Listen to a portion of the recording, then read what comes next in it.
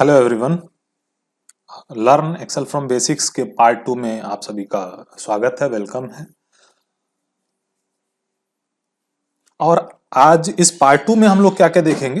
Part 1 जब मैंने upload किया तो कुछ दोस्तों का ऐसे कमेंट आया, डिस्कशन हुआ, तो उन्होंने कहा ये सिखाने का क्या पर्पज है, किसको सीखना चाहिए और क्यों सीखना चाहिए, इस पे थोड़ी सी बात करेंगे। उसके बाद से हम लोग अपने ट्यूटोरियल को, वीडियो को कंटिन्यू करेंगे। ठीक है, तो किसे सीखना चाहिए, सबसे पहला ये सवाल आता है कि एक्सेल किसे सीखना चाहिए। कोई भी सॉफ्टवेयर, जैसे बहुत सारे सॉफ्टवेयर्स हैं, किसे सीखना चाहिए। तो एक्सेल की खासतौर से बात करें, किसे सीखना चाहिए। स्टूडेंट्स, किसी भी क्लास के स्टूडेंट्स, अगर वो बेसिक कंप्यूटर ऑपरेट करना आता है, उन्हें चलाना आता है, तो वो भी सीख सकते हैं। टीचर्स सीख सकते हैं। फार्मर, कोई किसान है वो भी सीख सकता है। कोई शॉपकीपर है, रेस्टोरेंट, होटल, किसी भी इंडस्ट्री में, वेजिटेबल एंड फ्रूट वेंडर है, कोई चाय वाला कोई है, मिठाई वाला कोई है, कोई भी प्रोफेशनल है, सीख सकते हैं। कुछ जगह जैसे इंजीनियरिंग में तो ये चीज सिखाई ही जाती है। एमबीए जैसे जो मैनेजमेंट कोर्सेज करते हैं, उन्हें तो ये कंपलसरी होता है, उनका तो एक कोर्स होता है जिसमें सिखाया जाता है। लेकिन इसके अलावा भी कुछ चीजें बेसिक्स सभी को आनी चाहिए। और ये मैंने जिन ये बताया, इनके अलावा जो भी लोग हैं, जिसको भी कंप्यूटर से वास्ता है, रिलेशन है, जिसके पास भी कंप्यूटर है, उन्हें इस चीज को सीखने से कोई नुकसान नहीं होने वाला है। फायदा हो ना हो उनके ऊपर निर्भर करता है। और ये देखिए, एक मैनेजमेंट टूल है जिससे बहुत ज्यादा अगर उपयोगिता आपको समझ में आ जाएगी तो बहुत सारा हेल्प मिल सकता है। तो अब क्यों सीखना चाहिए, जैसे सीखना सब सब लोग को सीख सकते हैं। कोई भी, जैसे डॉक्टर हैं, कोई भी प्रोफेशनल हो, उनको वो सीख सकते हैं। क्यों सीखना चाहिए? फॉर बेटर मैनेजमेंट, व्यवस्था अच्छी हो सकती है। अब जैसे एक कोई छोटा सा फंक्शन उठा लेते हैं, जैसे कोई मान लीजिए शादी का फंक्शन है, ठीक है, शादी का फंक्शन या कोई बर्थडे पार्टी मनानी है, तो कैसे उसके लिए व्यवस्था पहले सोचते हैं कि देखिए, जैसे खाने पीने की क्या व्यवस्था होगी, तो खाने पीने की लिस्ट रसोईया आता है, उनसे पूछा जाता है, वो लिस्ट बनाते हैं। ये सामान, इतने लोग आएंगे, सबसे पहले सवाल होता है कितने लोग आएंगे, क्या क्या मेनू आइटम होगा, ये डिसाइड करते हैं। फिर उसकी, अगर ये चीज एक व्यवस्था पेपर पे लिखते हैं, पेन पेपर पे, ऐसे ही अगर कंप्यूटर में लिखना है, एक तो एक्सेल बहुत ही उपयोगी टूल हो सकता है विश्लेषण के लिए। अब जैसे मान लीजिए आपके यहाँ कोई फंक्शन हुआ, या कोई भी आप काम करते हैं, चाय वाला है, कोई भी चीज, तो अगर वो डाटा आपके पास इकट्ठा हो रहा है, तो लंबे समय में आप उसका विश्लेषण कर सकते हैं कि कब क्या चीज रहा, कैसे कैसे परिवर्तन हुए हैं। ठीक है, जैसे कोई किसी तरह के, अगर आप सब्जी का व्यापार करते हैं, तो सब्जी में कब उतार चढ़ाव, डिमांड और सप्लाई की बात हो रही है, कब उतार हुआ, कब चढ़ाव हुआ, क्या रेट रहे, ये सब डाटा आपके पास उपलब्ध रहेगा। पेन पेपर में भी हो सकता है, लेकिन अगर इस तरह से एक्सेल में करेंगे तो एनालिसिस तुरंत एक सिंगल क्लिक पर, एक बटन पर आपको उपलब्ध हो जाएगा, और उससे आप बेटर निर्णय ले सकते हैं। फिर ट्रैकिंग के काम करने में आएगा कि आपको अगर फ्यूचर फोरकास्ट करना है, या क्या क्या चीजें कहाँ चल रही हैं। ठीक है, जैसे एक जैसे छोटा सा मान लीजिए परचून की दुकान है, अगर आप एक्सेल मेंटेन करते हैं, तो एक्सेल से आपको फायदा क्या होगा कि आपके पास क्या सामान इन्वेंट्री में, कितना स्टॉक है, क्या क्या पैटर्न चल रहा है, ये सब चीजें आप ट्रैक कर सकते हैं।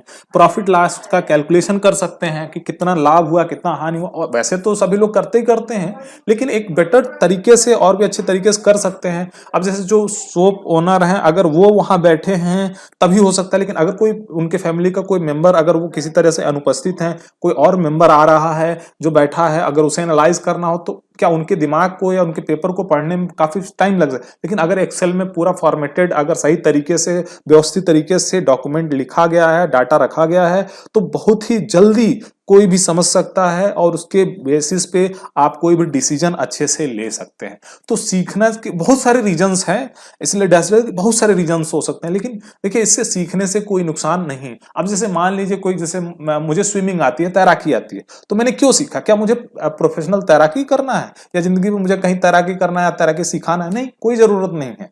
लेकिन एक सेल्फ कॉन्फिडेंस, मुझे क्या है, पानी से डर नहीं लगता है कि पानी से, ठीक है, क्योंकि मुझे तैराकी आती है। ठीक है, तो एक सेल्फ कॉन्फिडेंस आता है। बहुत सारे स्किल्स होते हैं, ये पर्सनल स्किल है, और ये नॉलेज जो होता है कोई बांट नहीं सकता। तो ये नॉलेज आपको एक सेल्फ कॉन्फिडेंस देता है। सेल्फ कॉन्फिडेंस के लिए भी चीजें सीख सकते हैं।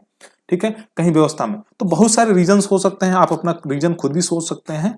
और अगर 2-4 घंटे, जैसे लॉकडाउन का टाइम भी चल रहा है, ठीक है, तो घर बैठे हैं, अगर 2-4 घंटे इस तरह की चीजें सीख ले रहे हैं, तो आपकी स्किल डेवलपमेंट का ही काम करेगा, जो कि एक सेल्फ कॉन्फिडेंस बूस्ट करेगा। ठीक है दोस्तों, तो ये हो गया किसे सीखना चाहिए और क्यों सीखना चाहिए। दोनों चीजों का जवाब मैंने मोटी मोटा दे दिया है। बहुत सारे रीजंस आप सोच सकते हैं। ज्ञान की कोई सीमा नहीं होती है। ठीक है, तो हम लोग अब अपने मेन पॉइंट पे आते हैं कि आज हम लोग इसमें क्या क्या सीखेंगे, वो हमने बता दिया। तो देखिए, जैसे आज हम लोग इसके बाद होम टैब, जैसे हमने बताया था अपने एक्सेल में भी, सॉफ्टवेयर को ओपन करके मैं दिखाता हूं। होम टैब का अवलोकन करेंगे, ओवरव्यू लेंगे, कुछ डाटा एंट्री करेंगे और टेक्स्ट की फॉर्मेटिंग करना सीखेंगे।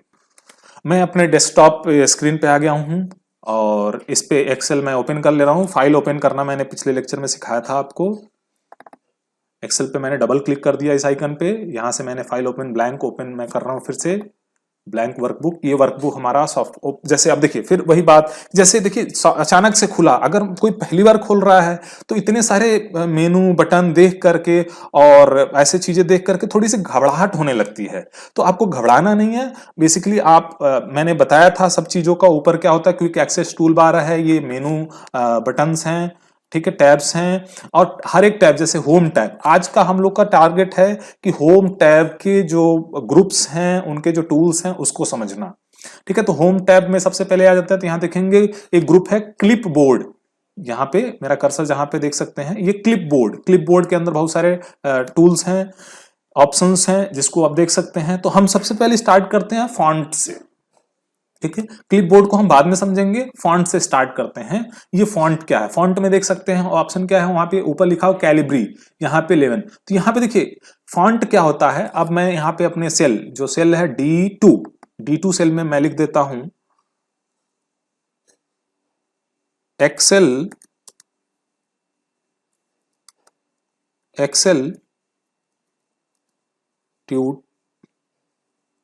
बेसिक्स।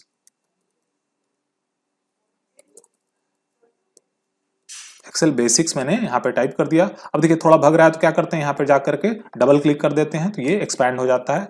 ठीक है, एडजस्ट कर लेता है अपने आप को। अब अगर मैं इसको इस सेल पर, D2 सेल पर क्लिक करता हूं जहां ये टेक्स्ट लिखा हुआ है, ठीक है, अब यहां से देखिए कैलिब्री एक फॉन्ट्स के नाम होते हैं। हर एक सॉफ्टवेयर में देखेंगे इस तरह के जितने सॉफ्टवेयर्स हैं माइक्रोसॉफ्ट ऑफिस के, उनमें क्या होता है, इस तरह के फॉन्ट आते हैं। अदर चीजों में भी फॉन्ट क्या होता है, ये जो टेक्स्ट लिखा गया है, चाहे हिंदी हो, इंग्लिश हो, कोई भी लैंग्वेज हो, उसके स्टाइलिंग के लिए होता है। अब मैं इस पे चेंज करके आपको बताया, जैसे बहुत सारे ऑप्शंस आ रहे हैं।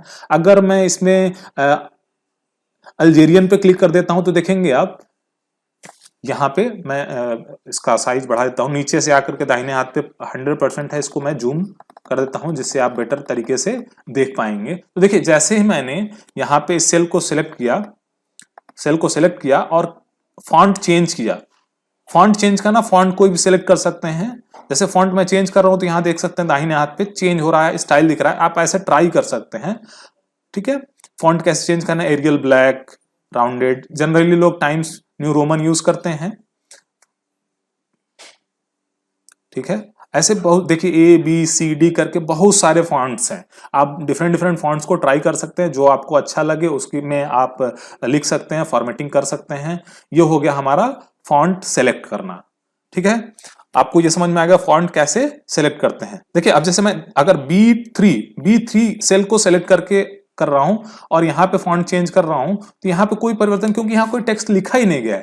D2 में लिखा गया। अगर इसका फॉन्ट मैं चेंज कर दूं कूपर ब्लैक से, अगर मैं देखिए एक तरीका होता है, जैसे सेलेक्ट करने के लिए तो लिस्ट में ऐसे जाकर के स्क्रॉल कर सकते हैं। यहाँ पे जो ये स्क्रॉल बार है, इसको आप माउस का लेफ्ट बटन यहाँ पे ले जाएंगे, होवर करेंगे। देखिए एक हो गया, ऐसे माउस को ऊपर से नीचे आप मूव करते हैं जब, तो ये अपने आप सेलेक्ट होता जाता है और यहाँ फॉन्ट चेंज होता जाता है। ठीक है, और इस पे जैसे ही क्लिक कर देंगे तो ये चीज यहाँ पे होता क्या है, सिलेक्ट करने का तरीका बड़ा सिंपल सा है। यहाँ ले गए, यहाँ पे क्लिक किया आपने, इस पे आपने स्क्रॉल किया किसी फॉन्ट पे ले गए और फॉन्ट पे ले जाकर के आपने लेफ्ट बटन क्लिक कर दिया। क्लिक कर देंगे तो वो खत्म हो जाएगा और यहाँ सेलेक्ट हो जाएगा फॉन्ट, उस फॉर्मेट, उस जो टेक्स्ट है उस फॉन्ट में बन जाएगा। अब दूसरा जो यहाँ उसके बगल में है, यहाँ पे लिखा है 11 लिखा हुआ है। ये 11 क्या है, फॉन्ट साइज। देखें यहाँ पे जैसे मैंने होवर किया तो क्या रहा, change the size of your text. आप अपने टेक्स्ट का साइज बदल सकते हैं। जैसे मैं 20 पे ले जा रहा हूँ, 22, देखिए साइज बढ़ता जा रहा है, टेक्स्ट का जो साइज है ये बढ़ता जा रहा है। ठीक है, अब आप सोच रहे होंगे कि ये स्क्रीन में जब हमने 20% किया, यहां से भी बढ़ रहा था। जैसे देखिए यहां से बढ़ रहा है, ये पूरे स्क्रीन का साइज बढ़ रहा है सिर्फ व्यूइंग पॉइंट ऑफ व्यू से, देखने के पॉइंट ऑफ व्यू से। एक्चुअल में यहां से जो नीचे बॉटम पे जब हम स्क्रीन साइज को फॉन्ट को बढ़ा रहे हैं, फॉन्ट का साइज बढ़ाना अलग है और स्क्रीन का साइज को जूम करना अलग चीज है। ठीक है, जूम करने का मतलब समझ सकते हैं, जैसे आप कैमरे से फोटो ले रहे हैं, ठीक है, और कोई दूर की वस्तु है, उसके एकदम नजदीक से जाके फोटो लेंगे तो बहुत अच्छा, बहुत बड़ा फोटो मिलेगा। अगर दूर से लेंगे तो वो छोटा फोटो लेंगे। तो क्या उस वस्तु का जो साइज है, उस वस्तु का जो साइज है, क्या वो एक्चुअल में बदल रहा है? नहीं, वो फोटो हम नजदीक से ले रहे हैं या दूर से ले रहे हैं, इसकी वजह से जूम इन जूम आउट की बात हो रही है। उस वस्तु का जो साइज, उस वस्तु के साइज में कोई परिवर्तन नहीं हो रहा है। तो ये जो नीचे जो जूम इन जूम आउट है, इससे सिर्फ वो हम एक तरह से नजदीक पहुंचते जा रहे हैं सॉफ्टवेयर के टर्म्स में, तो ये जूम आउट दिख रहा है। लेकिन एक्चुअल में जो टेक्स्ट का साइज नहीं बढ़ा हो रहा है। टेक्स्ट का साइज बढ़ाने के लिए क्या जरूरी है? आपको यहां से फॉन्ट साइज सिलेक्ट करना। ठीक है, इसके बाद यहां नीचे देखेंगे, यहां ए प्लस इंक्रीज फॉन्ट साइज। अब ये एक तो हो गया कि यहां से फॉन्ट साइज आप नंबर से सिलेक्ट कर सकते हैं। दूसरा तरीका क्या है, मैं यहां पे डी पर क्लिक कर देता हूं ताकि पूरा ये लेंथ कवर कर। अब मैंने ये D2 सेल को सिलेक्ट किया हुआ है और ये देखिए मैं ए प्लस पे, ए के ऊपर छोटा सा एरो ऊपर बना हुआ है, इंक्रीज फॉन्ट साइज, इस पे मैं क्लिक कर रहा हूं तो धीरे धीरे देखिए उसके बगल में नंबर भी बदल रहा है। ठीक है, और इसके बगल में धीरे धीरे एक साथ ऐसे देखिए 28, 26, 24, दो फॉन्ट नीचे कम हो रहा है। ठीक है, तो ये एक तो नंबर सिलेक्ट करके सीधे कर सकते हैं। दूसरा ए के ऊपर फॉन्ट का जो सिंबल है, ए ऊपर, उस पर क्लिक करके आप माउस से लेफ्ट बटन पे क्लिक करते चले जाएंगे। ठीक है, माउस का मैं लेफ्ट बटन क्लिक कर रहा हूं। ठीक है, इससे बढ़ रहा है, इसके बगल में घट रहा है। और दूसरा तरीका क्या है, यहां से नंबर पे सीधे जाकर के आप टाइप कर सकते हैं, या नंबर पे यहां बगल में जो एरो है इसको ड्रॉप डाउन में जाकर के सिलेक्ट कर सकते हैं। तो 3-4 ऑप्शन तरीके से आप फॉन्ट साइज बदल सकते हैं। फिर ये फॉन्ट ग्रुप के अंदर और भी देखें, BIU लिखा है, यू के बगल में एक छोटा एरो है, इसको देख लेते हैं, अंडरलाइन, डबल अंडरलाइन। ठीक है, इसके बगल में फिर ये डॉटेड स्क्वायर बना हुआ है, इसमें अब देखें बहुत सारे ऑप्शन दिख रहे हैं। तो इनका क्या मतलब है, इसको समझते हैं। अब जैसे ये हमारा टेक्स्ट है, सेल को हमने फिर से वापस सेलेक्ट किया। ठीक है, D2 सेल को हमने सेलेक्ट किया है। पिछले लेक्चर में मैंने बताया था D2 सेल क्या है, अगर कोई कंफ्यूजन हो तो आप रेफर कर सकते हैं। D2 मतलब डी कॉलम और सेकेंड रो का जो भी ये जो सेल है, इसको हम D2 बोलते हैं। D2 पे वापस सेलेक्ट किया हमने, और इस पे अब मैं फॉन्ट को चेंज कर देता हूं। फॉन्ट को मैं ले आता हूं कैलिब्री लाइट में, तब आपको ज्यादा बेटर समझ में आएगा। यहां पे बी पर मैंने क्लिक किया। जैसे बी पर क्लिक किया, देखिए क्या हो रहा है। बी पर मैं एक बार क्लिक किया, दोबारा क्लिक किया, एक बार क्लिक किया, दोबारा क्लिक किया, जैसे एक बार क्लिक किया और हटा लिया, तो देखिए क्या बी थोड़ा सा कलर चेंज है, बी का कलर चेंज है। और यहां देखेंगे टेक्स्ट जो एक्सेल बेसिक्स लिखा हुआ है, यहां पे भी कलर चेंज है। बी को वापस क्लिक किया हमने तो यहां पे कलर हट गया बी पर से। ठीक है, और यहां पर एक्सेल का साइज, तो ये इसको बोलते हैं बोल्ड मतलब थोड़ा सा एक फॉर्मेट है फॉन्ट का, एक साइज, एक तरीका है जिसमें वो हाईलाइटेड फॉर्म में दिखता है। टेक्स्ट जो होता है थोड़ा सा हाईलाइटेड दिखता है। इसके बगल में आई है, इटैलिक मतलब तिरछा। अब जैसे इसको मैंने सेलेक्ट कर लिया, आई पर क्लिक किया तो देखिए टेक्स्ट क्या हो गया, इटैलिक हो गया, तिरछा हो गया। फिर से वापस क्लिक कर दिया तो फिर से वापस अपने पहली वाली स्थिति में आ गया। तो बड़ा देखिए बोल्ड करना है। ठीक है, इसके दूसरे तरीके, यहां पे हम फॉन्ट, ये जो रिबन है, होम टैब का रिबन में फॉन्ट ग्रुप के अंदर एक टूल है बोल्ड ऑप्शन, बोल्ड है, इटैलिक है, यहां से जा सकते हैं, माउस से जा सकते हैं। दूसरा तरीका क्या होता है, टेक्स्ट को हमने सेलेक्ट किया और अपने कीबोर्ड से कंट्रोल बटन दबा रखे हैं और बी को हमने प्रेस किया तब भी हो गया। देखिए वहां पे फॉन्ट में मेनू भी चेंज हो रहा है। फिर से वापस कंट्रोल दबा करके बी को दबाया हमने, तो ये हो गया हमारा कीबोर्ड से। दो तरीके से कर सकते हैं, एक तो माउस से फॉन्ट ग्रुप के अंदर बी पर जाकर के क्लिक करके हो सकता है। दूसरा तरीका कीबोर्ड के शॉर्टकट जिसको बोलते हैं, कीबोर्ड से भी हम ये काम कर सकते हैं। ठीक है, कीबोर्ड से क्या करना है आपको, कंट्रोल, अपना कीबोर्ड में जो कंट्रोल बटन उसको दबाए रखना है और बी जो जिस बटन पे बी लिखा हुआ उस बटन को दबाना है। जैसे दबाएंगे तो टेक्स्ट क्या हो जाएगा, बोल्ड। और फिर से अगर वापस ले जाना है, बोल्ड हटाना है, तो कंट्रोल को दबा करके बी को वापस दबा दीजिए, हो गया। इस तरह से इटैलिक के लिए क्या करेंगे, कंट्रोल दबाए रखना है और आई दबा देना है, इटैलिक हो गया। कंट्रोल दबाए रखना है और आई वापस दबा देंगे तो फिर से नॉर्मल आ जाएगा। इसी तरह से अगर आप देखिए यहां पे, और ये कैसे पता चलेगा कि हाँ इसका शॉर्टकट क्या है, तो देखिए जैसे मैं कर्सर को अपने बी पर ले जा रहा हूं तो देखिए यहाँ पे एक ऑप्शन आर बोल्ड और उसके बगल में लिखा है कंट्रोल प्लस बी, मतलब कंट्रोल बटन दबाए रखना है और बी को दबाना है। ठीक है, आई पर ले जाते हैं तो यहां दिखाएगा कंट्रोल प्लस आई, इसी तरह से यू पे ले जाते हैं तो क्या दिखा रहा है कंट्रोल प्लस यू। तो ये धीरे धीरे एक्सपीरियंस जब सीखते जाएंगे तो ये चीजें आपको समझ में आ जाएंगी और ये सब चीजें सीख जाएंगे। तो कंट्रोल यू का मतलब है कंट्रोल बटन दबाए रखना है और यू को प्रेस करना है, या फिर यहां से आप माउस से क्लिक कर सकते हैं। माउस से ले गए यू पर और यू को क्लिक कर दिया हमने, तो देखिए इससे क्या हुआ, एक्सेल के जो टेक्स्ट लिखा है इसके अंदर एक अंडरलाइन आ गया। ठीक है, कंट्रोल यू करके हम वापस हटा सकते हैं, कंट्रोल यू बढ़ा दिया हमने, कंट्रोल यू हटा दिया हमने। तो ये टेक्स्ट के फॉर्मेटेड है। जैसे कहीं कहीं डॉक्यूमेंट पे देखते हैं आप, किसी किसी टेक्स्ट को हाईलाइट करना होता है तो या तो बोल्ड होगा या फिर कुछ अंडरलाइन बहुत ही इंपॉर्टेंट है तो अंडरलाइन कर दिया जा सकता है। तो इसके लिए ये टूल्स दिए हुए हैं। इसके बगल में देखेंगे तो दूसरा जो ऑप्शन दिया हुआ है डबल अंडरलाइन। ठीक है, डबल अंडरलाइन करने के लिए क्या करना होगा आपको, इसको सेल को सिलेक्ट किया हमने, यू के बगल में डबल अंडरलाइन, तो देखिए डबल अंडरलाइन आ गया। ठीक है, एक्सेल बेसिक्स के अंदर डबल अंडर, इसको हटाना है फिर से वापस इस पे क्लिक कर दिया हमने।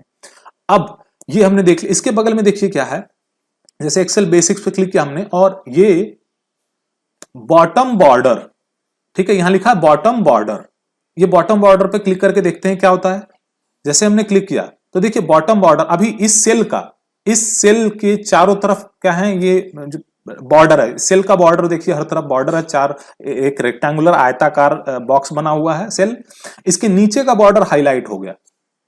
नीचे का देखेंगे अगर इस पे वापस क्लिक कर दें, ठीक है देखिए नीचे का कंट्रोल, अब देखिए इसमें क्या करना है, जैसे हमें वापस जाना है इसको हटाना है, ठीक है तो control Z, control Z, control Z कर दिया। अब देखिए हाईलाइट नहीं, कंट्रोल जेड क्या करता है, हमारे किए हुए काम को जो है पीछे ले जाता है, कंट्रोल जेड। ठीक है, अंडू मतलब जो काम किया हमने जस्ट उससे पहले जो काम किया तो वहां उस स्थिति में ले जाना है, कंट्रोल दबा करके जेड दबाना है। ठीक है, तो एक्सेल बेसिक्स पे वापस जाते हैं और यहां बॉर्डर, अब देखिए इसमें इस पे बगल में एक छोटा सा एरो दिखा हुआ है, इस पे अगर हम क्लिक करें तो देखते हैं क्या आ रहा है, bottom border, top border, left border, right border, no border, all border. ठीक है, outside border, thick outside border, ऐसे बहुत सारे ऑप्शन दिए हैं। ड्रॉ बॉर्डर अगर बॉर्डर ड्रॉ करना है, इरेज बॉर्डर, लाइन कलर, ठीक है line style, more borders, more borders पे क्लिक किया तो अब डॉटेड, डॉट डैश, बहुत सारी स्टाइल के बॉर्डर आ गए। ठीक है, नंबर्स, फॉर्मेट सेल्स, ये नंबर्स के अलाइनमेंट, फॉन्ट पे क्लिक करते हैं तो यहां देखिए बहुत सारे ऑप्शंस हैं। ठीक है, इनको आप एक्सप्लोर, एक एक चीज पे क्लिक करके आप ट्राई कर सकते हैं कि क्या क्या चीजें कैसे हो रही हैं। ठीक है, तो यही चीज एक्सप्लोर करने के लिए हमने पिछले लेक्चर में भी कहा था, किसी भी सॉफ्टवेयर को सीखने के लिए तरीका क्या है कि आप उसे ओपन कर लीजिए, बेसिक्स एक एक टैब को क्लिक करते जाइए, उसके ऑप्शंस को ट्राई करते जाइए। लेकिन होता क्या है, अब जैसे मान लीजिए ये लेक्चर जैसे मैं बता रहा हूं तो आपको ये लिए बहुत आसान है, अगर आप अपने आप से ट्राई करेंगे तो मैंने मान लीजिए एक्सेल यहां से कंट्रोल यहां से डिलीट कर दिया मैंने। ठीक है, अब जैसे डिलीट किया, अब अगर इसके बिना कोई टेक्स्ट लिखे बिना अगर आप फोंट ग्रुप के किसी भी ऑप्शन को ट्राई करेंगे तो आपको आउटपुट नहीं दिखेगा, क्योंकि कुछ लिखा ही नहीं गया है, कोई टेक्स्ट टाइप्ड ही नहीं है, तो आपको आउटपुट दिखेगा ना, आपको समझ में नहीं आएगा। तो इसके तरीका क्या है, किसी भी सेल में जब कोई टेक्स्ट एंट्री कर देते हैं, ठीक है किसी भी सेल में जब कोई टेक्स्ट एंट्री कर देते हैं तब क्या होता है,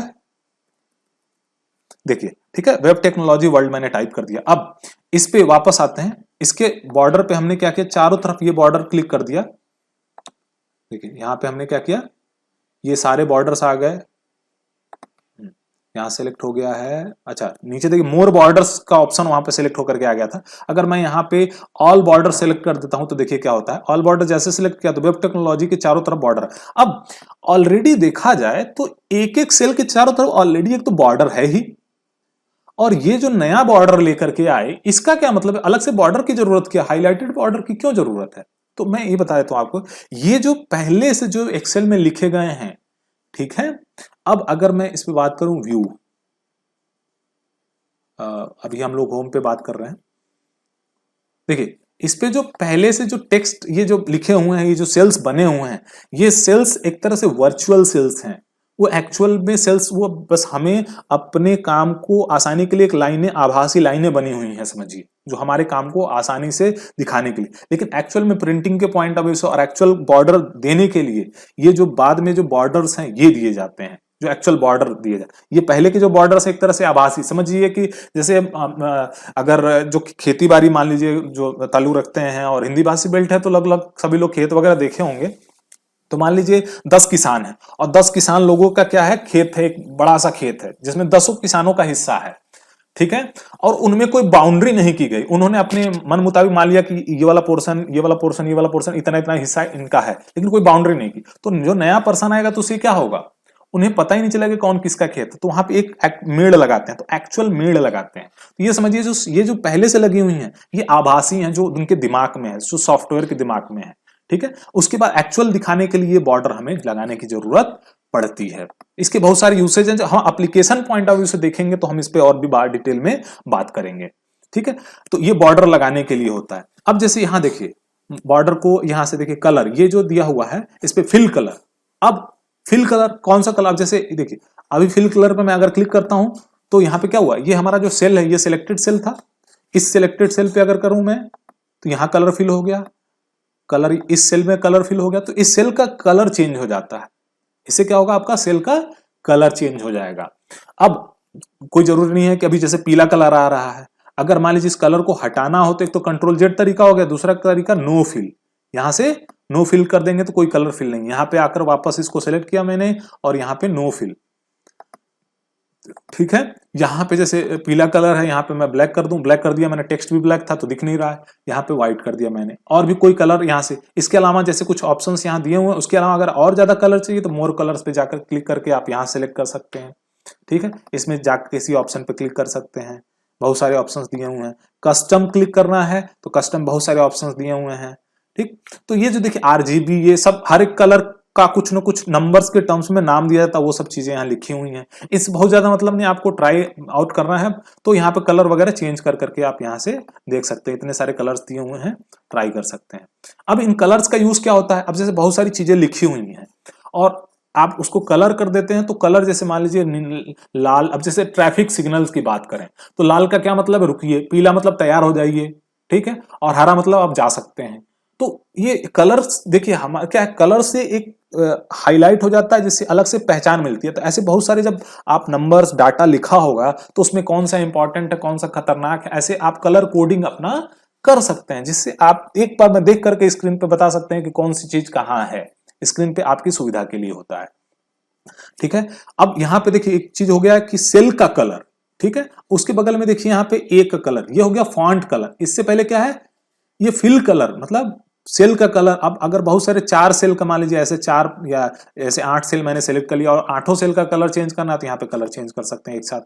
ये ग्रुप हो गया, पूरे सेल, ग्रुप ऑफ सेल्स का, ठीक है, कलर चेंज कर सकते हैं। मैं कंट्रोल जेड दबा देता हूं, वापस अपने काम पे वापस आ गए। अब ये जो है यहाँ जो कलर दिख रहा है ये टेक्स्ट का कलर चेंज कर, अब जैसे वेब टेक्नोलॉजी वर्ल्ड लिखा हुआ है, मैं चाहता हूं कि इसका कलर रेड हो जाए तो रेड पे क्लिक कर दिया, वेब टेक्नोलॉजी टेक्स्ट है वो कलर चेंज होगा। टेक्स्ट का कलर रेड अच्छा नहीं लग रहा है, मेरा मन किया पीला करना है तो पीले पे मैंने क्लिक कर दिया, ठीक है। तो इस तरीके से ये जो है होम टैब का जो रिबन है उसमें एक ग्रुप है फॉन्ट।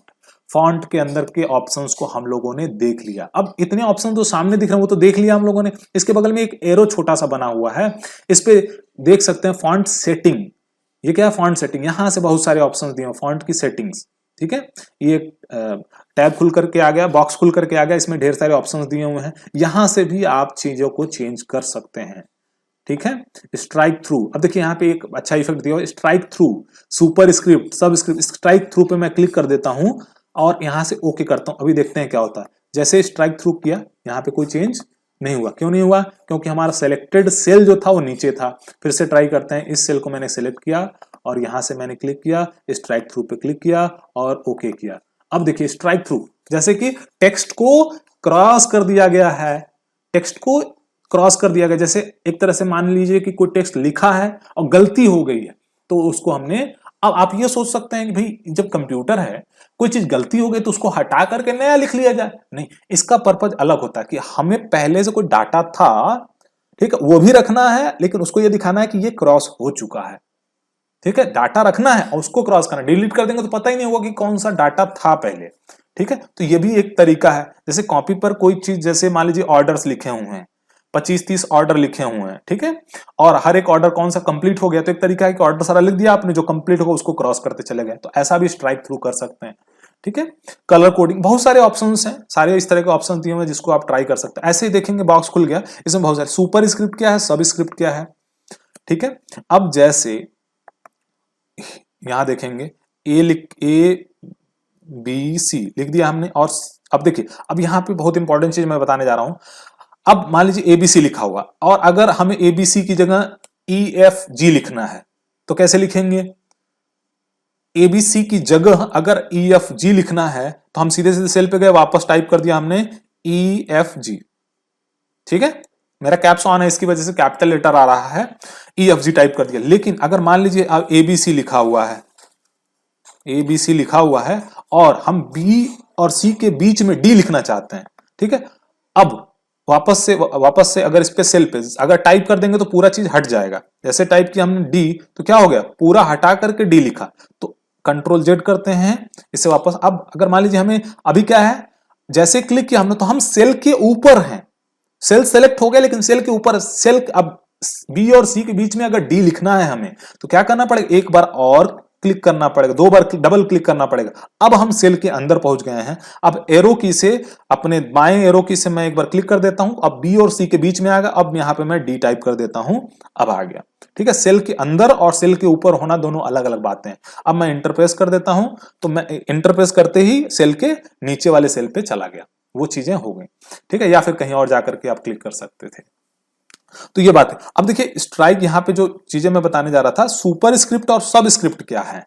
अब मैं वापस से सी को इस सेल के अंदर मैंने चला गया। सेल के अंदर कैसे जाएंगे, दो बार डबल क्लिक करके जाएंगे, एक बार क्लिक करेंगे तो सेल सेलेक्ट होता है, सेल के ऊपर सेलेक्ट होगा, ऊपर रहेंगे आप।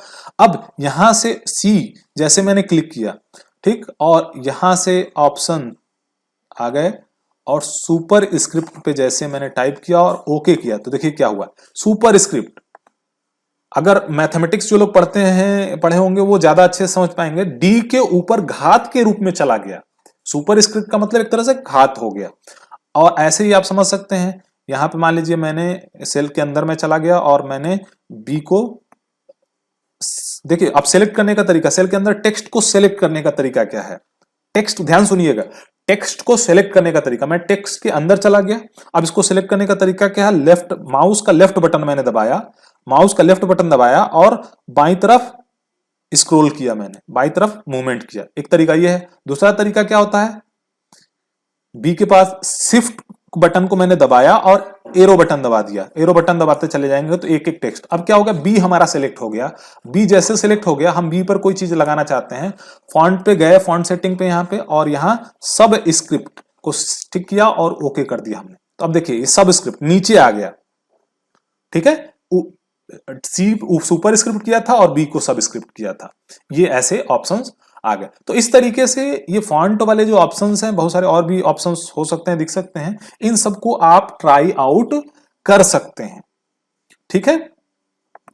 तो ये हो गया हमारा फॉन्ट, ये होम टैब का फॉन्ट जो ग्रुप है, इसको हम लोगों ने समझ लिया, इसके जो ऑप्शंस हैं, टूल्स हैं, इसके क्या क्या काम है, ठीक है।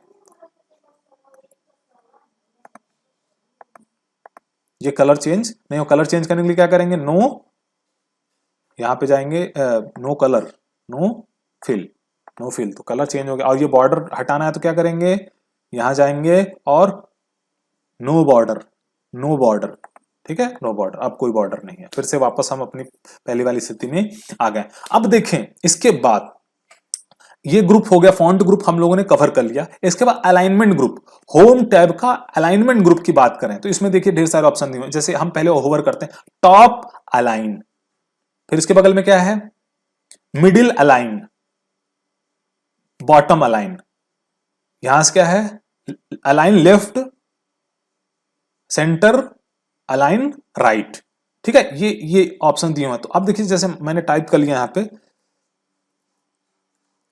वेब टेक्नोलॉजी वर्ल्ड, हमने टाइप कर दिया।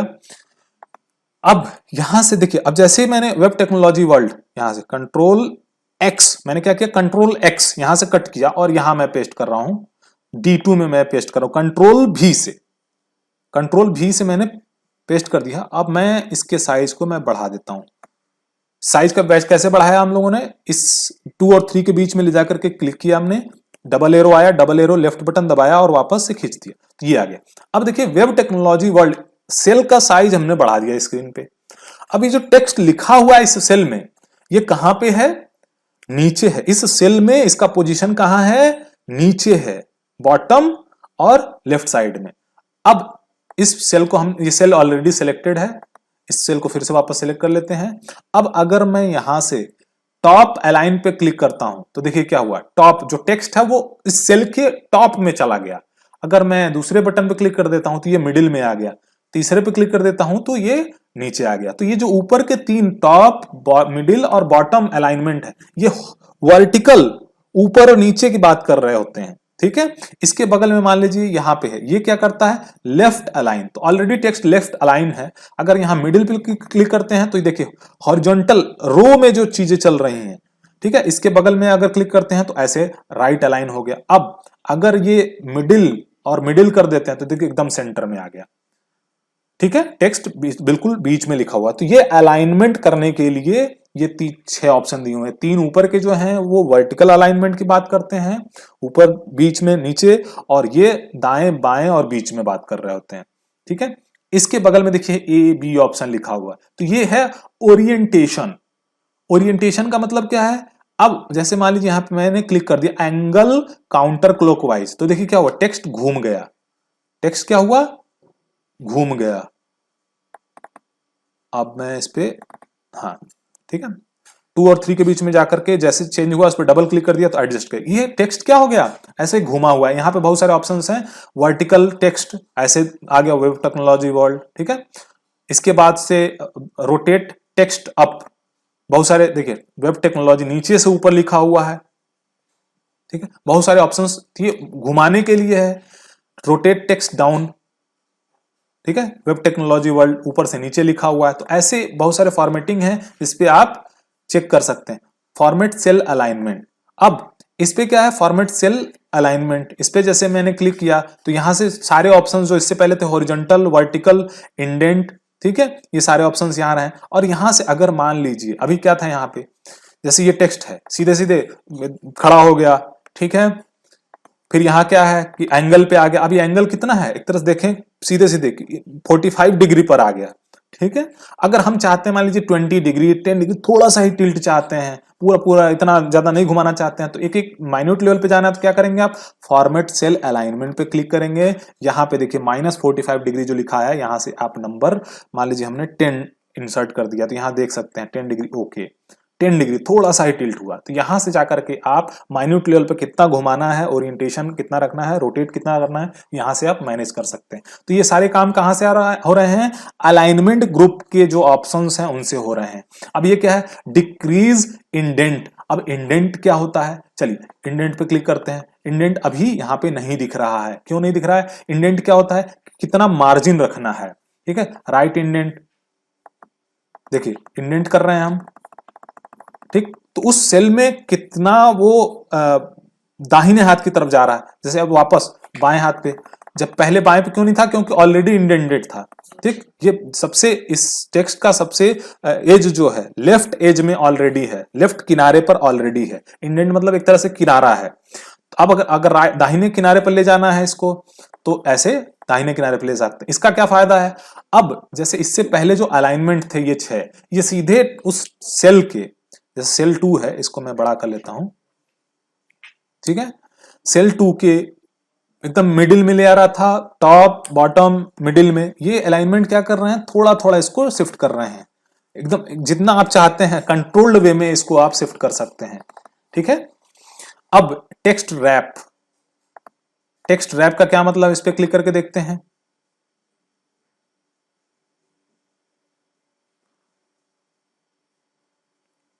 ठीक है, अब देखिए इसमें इस टेक्स्ट रैप का क्या मतलब है, जैसे मान लीजिए अगर ये सेल मैंने बड़ा कर रखा है, एक ही सेल में, जैसे वेब टेक्नोलॉजी वर्ल्ड,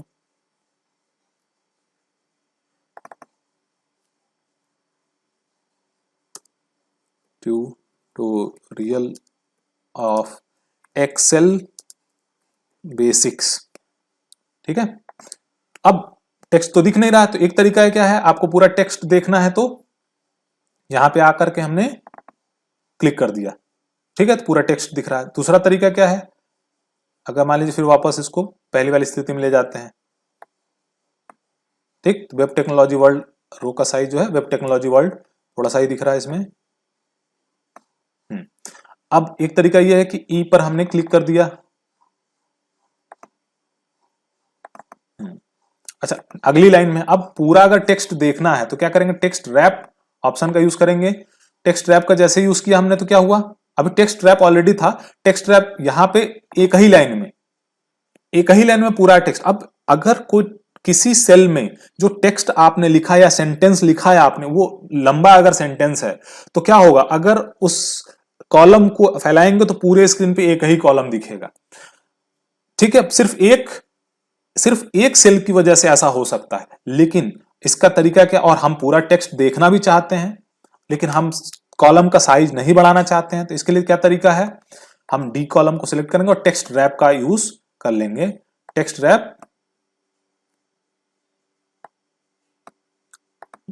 अब ऐसा क्यों हो रहा है, क्योंकि इंडेंट वगैरह ऑलरेडी हम लोगों ने, देखिए अब क्या है, मल्टीपल लाइंस में टेक्स्ट रैप क्या करता है, टेक्स्ट को मल्टीपल लाइंस में अरेंज कर देता है। हाँ, इंडेंट कर लेते हैं हम लोग पहले से।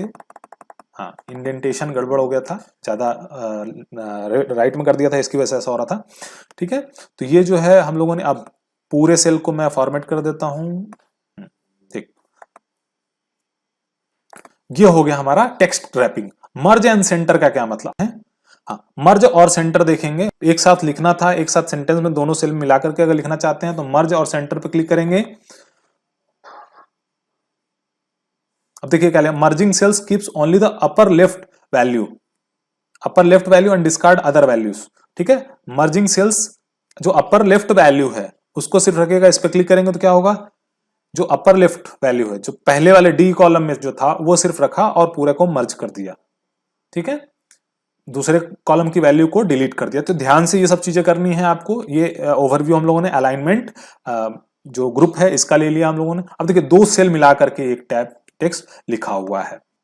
ठीक है, तो आज हम लोगों ने फॉन्ट ग्रुप को देख लिया और अलाइनमेंट ग्रुप को देख लिया, होम टैब के फॉन्ट ग्रुप को और अलाइनमेंट ग्रुप को देख लिया। नेक्स्ट में हम लोग आगे के अदर टैब्स को ओवरव्यू लेंगे, बात करेंगे। आप इससे पहले आप थोड़ा सा एक्सपीरियंस लेकर के थोड़ा सा एक्सप्लोर कर भी सकते हैं अपने आप से, मैं उसमें डिटेल में बात करूंगा नेक्स्ट लेक्चर में।